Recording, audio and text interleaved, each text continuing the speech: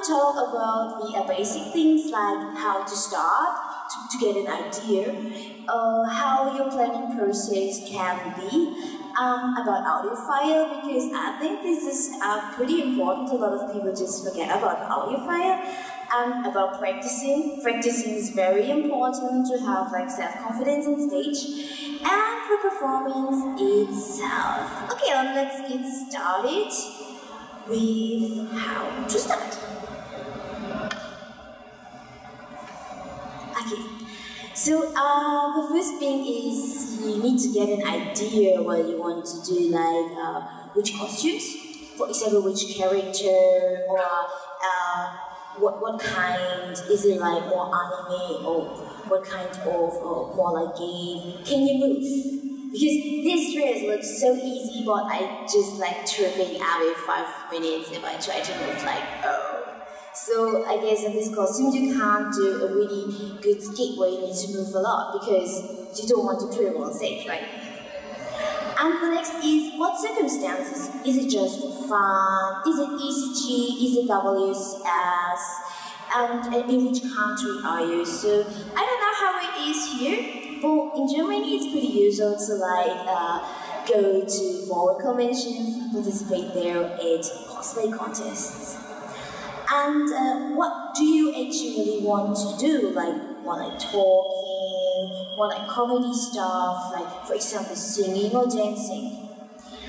And you always have to keep in mind what stage is it. Is it big? Is it small? Because if you have like a small stage like this and your dress is already like 4 meters, everything you can do is just spinning around on the stage because there's just no place anymore.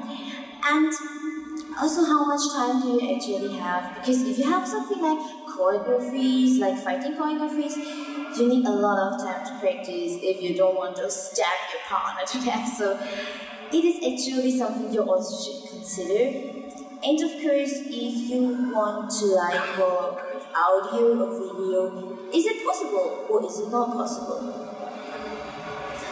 Does anyone already have some questions?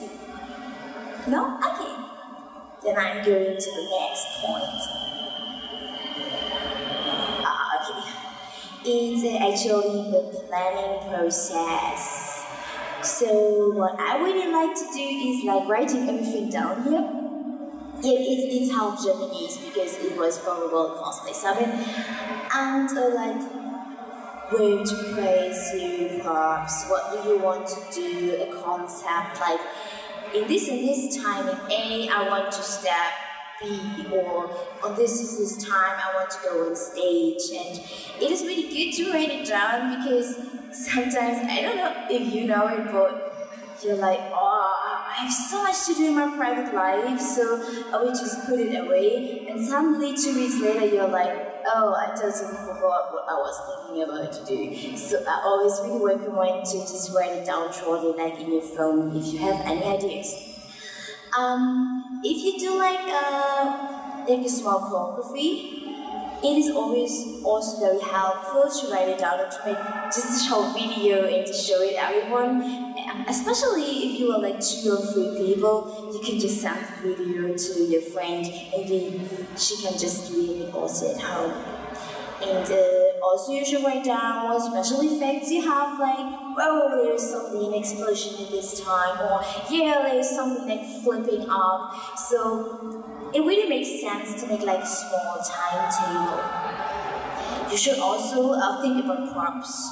If you have any regulations, or if you have any limitations regarding weight. Because in some conventions it's very funny, you have like huge props, but yeah, when you're stuck in the lift, and you don't want that. You don't want to be stuck in the lift with your prop. I had it once, it's not funny. And the next thing is to think about transportation, because transportation is always a very tricky thing. If you have like huge props, like a seat or like a really long sword, and you're going by airplane, you have somehow to think about how to transport it. Because if you just have a luggage like 60 centimeters big and you have a sword like 1.60 meters, before building this prop, it really makes sense to like think about how to transport it. So this is not a bit about more about the planning process itself. If you are thinking about what you're going to do on stage, the first thing I always recommend you to do is don't use so many words. For example, I right now talk a lot, right? But if I talk, it gets boring so fast on stage. So really try to do more with your body language, to move. And the most important thing is, of course, to change. Because every 30 seconds, and I think it was exactly 26 seconds, the audience get used to what we see on stage. And then they get bored. And you don't want to make a boring performance, so you want to make an interesting performance. So try every 30 seconds, every 26 seconds to make something else. For example, you have a fighting scene 30 seconds, and afterwards you have a dialogue for 30 seconds, and then you were dancing for 30 seconds, just to keep it interesting, to make it change. What I also think is really important is to build up an atmosphere. To build up an atmosphere, you need props, to think about music, to think about your body language. It's how also to make it scripting. I'm not sure how it is here actually, but in Germany, where I'm from, you can write down your scripts and create an atmosphere. I also always recommend to do 2 or 3 special effects. Do you have any idea what a special effect might be? No? Yeah? Okay, it's a bit difficult. Special effects are light effects. Suddenly something is glowing, or really huge. I forgot the English words. If you have some props like this, they're just suddenly flipping up. And this is always something which gives the audience a wow effect. This is something you want to. I always recommend 2 to 3 per performance, depending on how long you have. And it is actually, you should start with the easiest effect and then end with the most impressive one.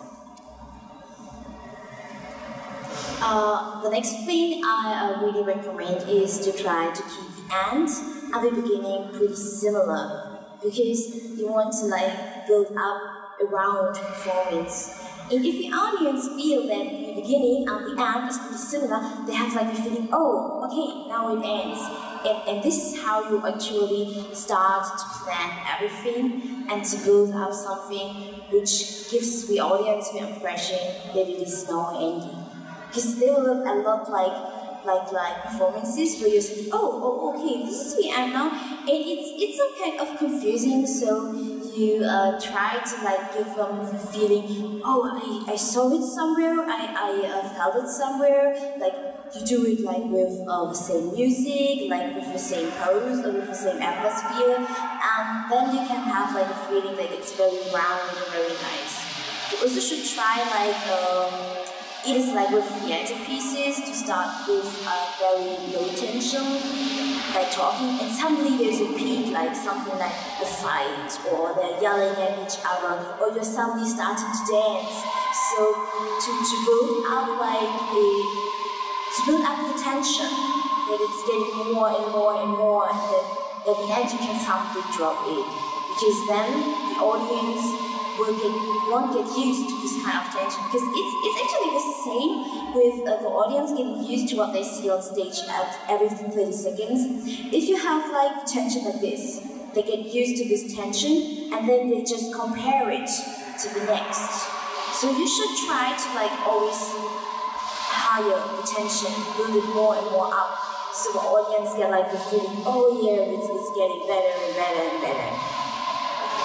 Yeah, so this is actually how you should actually plan your performance, and how actually you should think about it.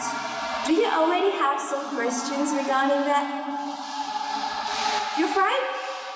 Yeah, I know, I'm talking a lot. Normally I try to talk with the audience, but it seems to be pretty difficult here. I'm very sorry. Oh, it's already opening the next one. Oh, I didn't realize it. I'm very sorry. Okay, this is about the audio file. So the audio file is something which I treasure really much because a lot of people have no idea how to create a perfect audio file. The first thing I think is very important, try to stay related to what you're doing. For example, if you're doing like Pokemon, use Pokemon music because then everyone is like, whoa, this is Pokemon and I can relate to it because it's Pokemon music. And also try to stay in the same field. Because if you have like Pokemon music, and suddenly you are like something from the Avengers, it just didn't fit. And I think this is pretty okay for like a national contest, but if you go international, this might be a huge problem because in Asia and in other European countries, it's like you will get minus points for like not staying true to the original. And the next thing is, what type of music do you actually need? Like sad music, fighting music, like really funny music. It really depends on what skit you want to do. And what I always do is like I get the whole soundtrack from like example Fullmetal Alchemist, and I just hear every song I can get in the soundtrack. And then I just put some folders like sad music, and then this is good, this is sad music, and I just push it into the folder. And afterwards, when I'm trying to build up the audio file, I just this fits or this doesn't fit, but I already have like a small selection, so it's easier to work with it. If you have just like looking up for it like randomly, is really difficult to get something. The next thing is sound effects, something I really love. Sound effects like sword fights, like ching ching ching ching, or like when you're like falling down, like bah, or like the Japanese music. If you were like waiting or thinking about something, I think this gives your performance a slight impact. And there were also some people who asked me where to get it. My tip is just Google it because there was so many different sound effects you can get on the internet. Just Google something like falling sound effect or something like this, and then you will get it and can use it later for your performance. So the next thing is about recording. If you want to record your voice, I know this is actually a really difficult topic. For example, if you like record for the WCS, the World Cosplay Sound, it has to be Japanese. And you are not allowed to use the voice of someone else, and you have to record it. Of course, you can speak live, like I do right now, but the problem is, if you have like a microphone in your hand, then it's like blocking your hand, and you can just move freely. So if you have a sword fight, it's like, oh, here's the microphone, this just doesn't work. And I also saw that you have like the microphones like you can put here. We had in Germany some several accidents where people were falling on the technical things and just destroyed it. So I always recommend to like record it beforehand because it's super difficult to have like one hand blocked or like something here, or you have a cable. It can be really annoying depending on what you're going to do. If you have problems like the voices, like your English is not the best, your Japanese is not the best, it's always really funny when I see the WCS and there are some foreign people who are like standing there really cool and like, yay, I'm going to kill you right now, and then they're saying like, I kill you, because they have like problems to pronounce it, or they don't really know how to say it. Just ask friends for help, because I'm sure someone will know someone who can speak like fluently Japanese or like fluently English. They might help you to record the voice. Did anyone already recorded his voice before? Like, did you try it? Yeah? Okay. So you have pretty unexperienced in this. So if you talk live, it is like variation of your voice is pretty present. But if you like record it, it's like with makeup. You can have like tons of makeup on your face, but if somebody just takes a picture, it's like you don't have makeup on your face at all. And this is actually the same with voice acting. You have to really exaggerate, because if you don't do, it just sounds like really monotonous, like I'm going to kill you. This is just what you should say. I'm going to kill you. Okay, now everyone's awake. Hi. This is something which gives like the people on stage, wow, okay, he's serious. He's really serious. And you should really hear it and consider it if it doesn't sound too flat, because this happens actually a lot during performances. Here, do you have any questions regarding audio files? You're fine? Okay, then I'm going to the next point. Practicing! Oh, okay, oh, awesome, thank you. So, what I always say is that if you practice, you may think, oh, this looks so cool, I feel so cool when I'm doing it. And then you see a video and think like, oh my gosh, when I do this, my ass is so fat, maybe I shouldn't do it. I always give you a recommendation, film it and watch it. I know it's super embarrassing to see yourself like talking and moving there, and I'm just looking at the video and I'm like, oh god, you're such a potato and you just can't move. But it really helps to see how the audience is seeing what you are doing. I always say, record it, check it, talk about it to your partner or to friends or maybe to yourself. And try it again, change it until you say, okay, this is how I can show it to someone on stage, because there were like thousands of people watching you, and if you know how it will look to them, you also feel more confident on stage, because you feel, okay, I know they won't see my fat ass because I won't do this movement. Okay, I'm cool, I can do it. The next thing is, what I tend to see a lot is, what I actually do right now is not good, because I'm like staying only in one place. And I could use the whole stage, like running around, like moving around, and like to use all the space I have. Because there is audience, but actually just the one in the middle can see me properly. So if you want to show them yourself, your presence on stage, use the whole stage. And what I always recommend is look to the people. On big stages, you can't see their faces, so it's not scary at all. But if you see their faces and you're just like super nervous, if you think they are all watermelons, it's pretty funny actually. And you can be more like self-confident. I know it's really like embarrassing to get nervous very fast of people like looking at you and you can see their faces, but try to think they are like something funny, like hamsters or watermelons, and then you should be fine.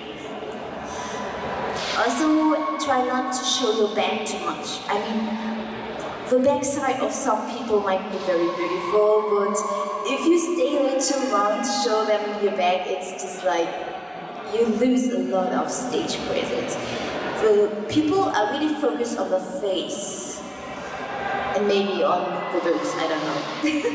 But they are really focused on the face, on your front side. So always try to face your front to the audience. For example, if there's your partner standing and you are talking like this, don't talk like this. Talk like this. Face always a bit, just a bit, your whole body to the audience. This makes you a bit like larger and gives you more stage presence. Also, when you are like doing movements, for example, behind there, if I do a movement like this, they can see it. Of course, the people in the front are like, what she's doing there, that's just too much, like, yay. But this is actually something the people in the back can see. Because if you don't do it, you're just like, what she's doing there, I can just don't see a thing, you have to realize that some people are sitting like 100 meters or like 50 meters away from you. So if you have like huge movements, it's always good because then also the last person in the last row can see what you are doing. One more advice for me is to beat your nervousness before a stage performance. To be confident on stage is like practice until you are in the middle of the night. I can wake you up and you can say what you're going to say on stage, do what you're going to do on stage. That is perfect. And then you also feel confident because you know, okay, when I'm on stage, I exactly know what I have to do. I'm not like unsure, oh, should I do this step? Should I do, no, you know, yes, now this step. And this is so important not to be lost on stage. I know it's a lot of work to like squeeze the performance in your head, but if you don't do it, you just can't feel confident on stage. I had this several times, and it's really like super awkward. I don't recommend it to anyone. Really try to practice. And if you have a partner, practice with your partner as much as possible. Well, the next thing is check what you're doing. It's like I already told. Record it, watch it, review it, and maybe change it. If you think it's already okay, then you can just leave it like this. What I actually really like to do is like sending my videos to friends, to people who are already really experienced for stage performances, like former winners of huge competitions. I just send it to them and get my feedback, and a lot of them are really willing to give you feedback and to write down what they think. And I think this is so important to get honest feedback from your friends or from your family. And just be honest to yourself, is this okay, isn't this okay? And just think about what you can make change to make it better. Props. Practice with props. Practice with your costume. For example, if you have like a costume where you think it's a full body suit, does anyone know Yuri on Ice? Yuri on Ice? Anyone know that? Yeah? They are hot, sexy guys in full body suits. It looks super comfy and it looks like you can move a lot around it. But the truth is, you can't even sit down. And if you just can't move in this costume, what you didn't realize beforehand, then better practice before with the costume. If not, you would just stuck there and think, I didn't realize that I would have problems with this costume. Or if you have a long wig, try if the movement will work with your wig.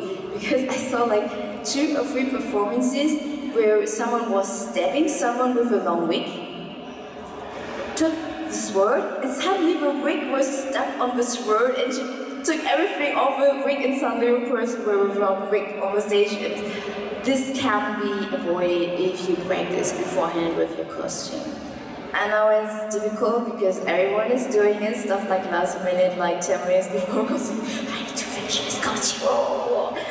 But try, at least with the most complicated parts, just try, because it helps you so much to get a feeling for your costume, what you can do and what you can't. So, next please. The performance itself. So you did your best on planning and you did your best on practicing. And now is the time of the truth. It is the time and the day of the performance. The first thing is plan ahead.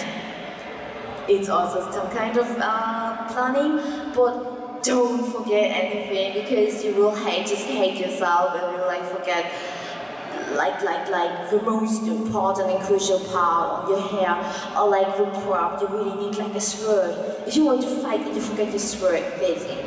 So try to make a checklist. and try to think about, okay, the deadline is then and then, for example, for your audio file. You just make a checklist, at this and this time I need to do this and this, so I can just send it in at the deadline. I don't know how it is here, but if you are going to miss the deadline in Germany, it doesn't matter which deadline, you are disqualified. Even if it's just for a few minutes, like 2-3 minutes, you are automatically disqualified. So a lot of people put a lot of effort and work into the things, forget to send in, like in time, the audio file, or just forgot to like do their hair tile, needed to go back to the hotel and got it, and they got disqualified because we were too late. Just don't do it. It hurts. It really hurts. I can tell you, it hurts. Give your best and enjoy. I'm not talking about like, oh, you need to do this, but actually this is just the optimal guideline for you. It is nothing you have to do, you must do, because on the end, you have to be on stage, and you can be only happy if you're satisfied with what you are doing. I always think that performances are not about the prizes, are not about winning something.